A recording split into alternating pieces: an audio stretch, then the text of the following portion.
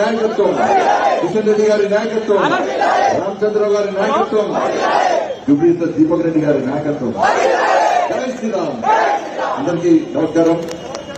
Bharatiya Janata party అభ్యర్థిగా Jubilee నుంచి పోటీ చేయడానికి మన ముందుకు వచ్చి మనందరి కష్టార్జితంతో ఓటర్ల ఆశీర్వాదంతో గెలవబోతున్నటువంటి వాళ్ళ అంకల్ దీపక్ రెడ్డి గారి యొక్క నామినేషన్ సందర్భంగా వేదికలోని గౌరవ పెద్దలు బీజేపీ రాష్ట్ర రథసారథి రామచంద్రరావు గారు, కేంద్ర మంత్రివర్యులు గౌరవ కిషన్ రెడ్డి గారు, బీజేపీ శాసనసభాపక్ష నాయకులు మహేష్ రెడ్డి గారు, శాసన మండలి సభాపక్ష నాయకులు వైవీ రెడ్డి గారు, గౌరవ పార్లమెంట్ సభ్యులు, గౌరవ శాసనసభ్యులు, గౌరవ శాసన మండలి సభ్యులు, భారతీయ జనతా పార్టీ రాష్ట్ర నాయకులు, జిల్లా నాయకులు, జూబ్లీ నియోజకవర్గాన్ని భారతీయ జనతా పార్టీ కార్యకర్తలకు, మీడియా మిత్రులకు, ఓటర్ మహాశయులందరూ కూడా నమస్కారం.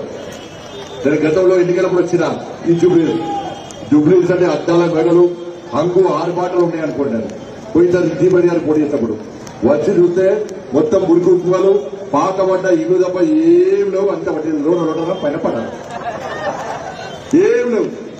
లేదంటే ఇప్పుడు పోటీ చేయడానికి ఇద్దరు వస్తున్నారు. ఒకరు బీఆర్ఎస్ వాళ్ళు, ఇంకోళ్ళు కాంగ్రెస్ వాళ్ళు. 10 సంవత్సరాలు ఇదే రాష్ట్రాలైన బీఆర్ఎస్ వాడు మంచి పాలన అందిస్తే ఇవాళ జూబ్లీస్ లోకి మురికి కుప్పలు ఉంటుండేనా అన్న? ఇలా కారకులు ఎవరు? బీఆర్ఎస్ వాళ్ళు. ఇక మేము 2 సంవత్సరాలు 100 రోజుల్లో జూబ్లీస్ అద్దనకం పెరిపిస్తామన్నారు కాంగ్రెస్ వాళ్ళు. ఏమైనా ఇచ్చిరా అన్న? నేను అందుకే జూబ్లీస్ వాళ్ళు మొత్తుకున్నాను, వేడుకుంటున్నా అన్న. పోయినసారి బీఆర్ఎస్ మీద కోపంతో కాంగ్రెస్ పార్టీకి వేసారు. ఏమిందే వాళ్ళు చిప్ప కూడా చూసుకున్నారు. ఇప్పుడు మళ్ళా మీరు కాంగ్రెస్ వాళ్ళ మీద కోపంతో బీఆర్ఎస్ వేసిందనుకో మీ కొంప కొల్లెలవుతుంది. ఎందుకంటే వాళ్ళు ఇద్దరు గెలిస్తే ఇందులో వేసింది ఏంటి అంటే ఇక్కడ పెద్ద పెద్ద బిల్డింగ్లకు పర్మిషన్ ఇచ్చుడు, వాళ్ళ దగ్గర కమిషన్ తప్పుడు కాస్ట్ ల్యాండ్ కబ్జా చేసుడు తప్ప వాళ్ళు చేసింది ఏం లేదు. సైకిల్ మీద తిరిగే స్తోమత లేనాడు, సైకిల్ కూడా లేనాడు బీఆర్ఎస్ వాడు. ఇలా కార్లు కొనుక్కొని మెడల కిలోల బంగారాలు వేసుకొని ఇలా రోడ్ల మీద తిరుగుతున్నాడు. మొదటిదాకా ముడత చెట్టుకొని మూలకున్న కాంగ్రెస్ వాళ్ళు ఇలా కార్లు తిరిగి కబ్జాలు చేసి మనం దోచుకోవడానికి సిద్ధమయ్యారు. కాబట్టి మళ్లీ కోరుతున్నాను, వాళ్ళిద్దరు కలిసి తెలంగాణ రాష్ట్రాన్ని వాళ్ళు ఏ విధంగా దోచుకున్నారో వీళ్ళు అదే విధంగా దోచుకోవడానికి సిద్ధమయ్యారు. మేము మా కిషన్ రెడ్డి గారి నాయకత్వంలో అభివృద్ధి పేరుతో మేము వస్తున్నాం. ఇలా వాళ్ళిద్దరు మతం పేరుతోని మిమ్మల్ని మోసం చేయడానికి వస్తున్న విషయాన్ని ఒక్కసారి జూబ్లీ నియోజకవర్గంలోని ఓటర్ మహాశయంగా గుర్తించాలి. ఇలా వాళ్ళ బీఆర్ఎస్ పార్టీ 10 సంవత్సరాలు 3,000 ఇస్తారని ఆడోళ్లకు, ఎక్కడైనా 3,000 ఆడోళ్లకు పెన్షన్ ఇచ్చిందా ఒక్కసారి చెప్పండి. ఇలా కమ్యూనిటీ భవనాలు కట్టిస్తున్నారు, అవి లేవు. ఉద్యోగాలు ఇస్తున్నారు, అవి లేవు. మొత్తం రోడ్లు వేస్తున్నారు, అవి ఇలా బీఆర్ఎస్ పార్టీలు. ఇలా కాంగ్రెస్ పార్టీ వాళ్ళు 2,500 రూపాయలు పెన్షన్ ఇస్తున్నారు, తులం బంగారం ఇస్తున్నారు, స్కూటీలు కొనిస్తున్నారు, వాళ్ళు అవ్వలే. ఇవాళ ఈ 2 పార్టీలు మోసం చేస్తాయి. కాబట్టి ఇవాళ నరేంద్ర మోడీ గారి ప్రభుత్వం మీరు ఇక్కడ కిషన్ రెడ్డి గారిని గెలిపించిన తర్వాత ఈ భాగ్యనగరానికి 1,000 కోట్ల రూపాయల నిధులు తీసుకొస్తున్న విషయాన్ని ఇలా భాగ్యనగర్ సమాజం జూబ్లీ ప్రజాయించాలి. ఇవాళ మళ్ళా గెలిపించండి. కిషన్ రెడ్డి గారి నాయకత్వంలో ఇవాళ దీపక్ రెడ్డి గారిని గెలిపిస్తే ఇలా హైదరాబాద్కి వచ్చిన నిధులను ఇవాళ జూబ్లీస్ తరలించి ఈ జూబ్లీస్ ను అందంగా తీర్చిదిద్దే బాధ్యతలు మా కిషన్ రెడ్డి గారు తీసుకుంటున్న విషయాన్ని ఒక్కసారి ఆలోచించండి. ఎందుకంటే నిన్న మీరు చూసిన వీళ్ళు ఏం చెప్తే వాళ్ళు చేస్తారు, బీఆర్ఎస్ వాళ్ళు ఏం చెప్తే కాంగ్రెస్ వాళ్ళు చేస్తారు. అరే మంచిర్యాలలో మా కార్యకర్తను వేధిస్తే, కాంగ్రెస్ వాళ్ళు వేధిస్తే మా మల్కడ కార్యకర్త ఆత్మహత్య చేసుకున్నాడు. మేము రామచంద్రరావు డిమాండ్ చేస్తాం, వెంటనే వాళ్ళు అరెస్ట్ చేయాలంటే ఈ కాంగ్రెస్ పార్టీ ప్రభుత్వం పట్టించుకునే గుండెలు అనుసరించి. అరే నిన్న ఖమ్మం జిల్లాలో మా భారతీయ జనతా పార్టీ కార్యకర్త మీద దాడులు చేస్తే వాళ్ళు అరెస్ట్ చేయమంటే అరెస్ట్ చేయలే. కానీ నిన్న పొద్దున హరీష్ రావు గారు వచ్చి ఇలా నిజామాబాద్ లో కానిస్టేబుల్ చంపారు, వాడిని పట్టుకోరంటేనే ఇలా రేవంత్ రెడ్డి సర్కార్ వాడిని ఎన్కౌంటర్ చేసింది. హరీష్ రావు చెప్తే ఎన్కౌంటర్ చేస్తారు, కానీ మా కార్యకర్తల మీద దాడులు చేస్తే అరెస్టులు ఏమంటే కాంగ్రెస్ పర్యలు వీళ్ళిద్దరు ఒకటే. కాళేశ్వరం పేరు మీద డ్రామాలు అవుతున్నారు. ఇలా రేవంత్ రెడ్డి అంటున్నారు కాళేశ్వరం మీద సిబిఐ ఎంక్వైరీ అన్న, కాళేశ్వరం మీద సిబిఐ ఎంక్వైరీ అంటున్నారు కాంగ్రెస్ వాళ్ళు.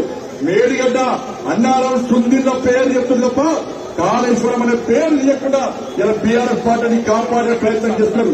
కాళేశ్వరం నుంచి మేము మిమ్మల్ని కాపాడతాం, మూర్తితో తోసుకుంటే మేమేమంటాం, కాళేశ్వరం మీరేమంటారకండి, మూర్తి మీద మేమే మాట్లాడమని చెప్పి లోపాయకారి ఒప్పందం కుదుర్చుకొని ఈ రెండు పార్టీలు మోసం చేస్తున్నారు. నిజంగా కాంగ్రెస్ పార్టీ మీద విచారణ చిత్తశుద్ధి ఉంటే డ్రగ్స్ కేసు ఏమైంది, కోల్ ట్రాఫిక్ కేసు ఏమైంది, కాళేశ్వరం కేసు ఏమైంది, ఈ ఫార్ములా కేసు ఏమైంది, మన విద్యుత్ కొనుగోళ్ల కేసు ఏమైంది, మన ఫామ్ హౌస్ కేసు ఏమైంది, ఏ ఒక్క చర్య సంఘటన మీద ఇలా బీఆర్ఎస్ చర్య తీసుకోవడానికి కాంగ్రెస్ పార్టీ సిద్ధం లేదు. ఇలా అందుకే ఈ రెండు పార్టీలు ఎంఏ పార్టీలు ఎక్కువ వదలని ప్రయత్నం చేస్తున్నాయి. అరే ఎంఏ పార్టీ చేస్తున్నారు, ఇద్దరు జోకర్లు, వీళ్ళు మాకు సొమ్ము వేయడానికి సిద్ధం చెప్పి ఈ రెండు పార్టీలు చూసి ఎంఏ పార్టీ నవ్వుకున్నాడు. ఇక ఎంఏ పార్టీ దేశం అంతా పోటీ చేస్తారట, బీజేపీని ఓడగొట్టడానికి దేశం మొత్తం చూస్తున్నాడు, కాళ్ళకు బల్పం పెట్టుకొని చూస్తున్నాడు బీజేపీ ఓడగొడతామని చెప్పి బీహార్ లో కూడా పోటీ చేస్తారు. అరే మా జుబ్లీస్ లో తుర్కులో ఓట్లు ఎక్కువ నేను విధంగా ఎంఏ పార్టీ ఇలా జుబ్లీస్ లో ఎందుకు పోటీ చేస్తున్నారో ఇలా ఎంఏ పార్టీ స్పష్టంగా అవుతుంది. నీకు తమ్ముడరా, నీకు చేతనైతేనా, అరే హైదరాబాద్ నీదనుకున్న ఎంఏ పార్టీని పోయినసారి జిహెచ్ఎం ఎన్నికల్లో భారతీయ జనతా పార్టీ కార్యకర్తలు నా హిందూ సమాజం ఓటు బ్యాంక్ మారి ఏ విధంగా తిరిగే విధంగా సమాధానం చెప్పిందో ఈ జుబ్లీస్ లోని హిందూ సమాజం ఆలోచించాలి. ఇలా ఎంఏ పార్టీ ఇలా జోబుతున్నా, ఇలా ఎంఏ పార్టీ ఏమంటుంది, అన్న వేడు అన్న కాంగ్రెస్ పార్టీ అట, తమ్ముడేమో టీఆర్ఎస్ పార్టీ అట. అన్న వేడు అన్న వైపు రేవంత్ రెడ్డి కలిసిడు, అన్న మా తమ్ముడిని కేసీఆర్ పిలిచిందట 200 కోట్లు ఇస్తానని బీఆర్ఎస్ పార్టీ సపోర్ట్ చేస్తే మరి నువ్వేమి ఇస్తావన్నంటే నేను దోస్తా కవరిస్తా అని చెప్పి అన్న వైపు రేవంత్ రెడ్డి సంకల్పం వచ్చాడు. ఇలా తమ్ముడు కేసీఆర్ దగ్గరికి పోయాడు, కేసీఆర్ సార్ అంకుల్ మా అన్నవయ్య రేవంత్ రెడ్డి కలిసిండు 200 కోట్లు ఇస్తాడు, వారిచ్చేది నేను ఇస్తా అని చెప్పి ఈడ దోస్తావు కరెక్ట్, ఆడ దోస్తావు కరెక్ట్. ఈ ఎంఏ పార్టీని యూత్ కూడా చివరస్తలో ఇలా వేలం వేసి ఎంఏ పార్టీ పతంగి ఎగిరేస్తున్నారు. ఎంఏ పార్టీ పతంగి ఎగిరేస్తే దారం ఒక్కటే ఉంటది, కానీ ఎంఏ పార్టీ ఒక దారం రేవంత్ రెడ్డికి ఇచ్చుడు, ఇంకో దారం కేసీఆర్కి ఇచ్చుడు, గుంజేది చూస్తున్నారు. అలా టీఆర్ఎస్ పార్టీ బీజేపీ పేజ్ చేసింది. ఆ పతంగి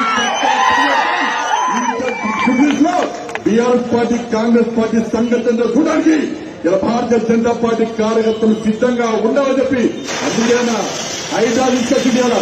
ఇలా బీఆర్ఎస్ కూడా చేశాడు 10 సంవత్సరాల్లో. అలా సల్కం చెరువులో ఎంఏ పార్టీ వాడు కాలేలు కట్టుకుంటే ఇలా కబ్జాలు చేసి కాలేలు కట్టుకుంటే వ్యాపారం చేస్తే వాటితో పార్ట్నర్షిప్ పెంచుకొని బీఆర్ఎస్ పార్టీలు పొట్టు పైసలు తప్పారు.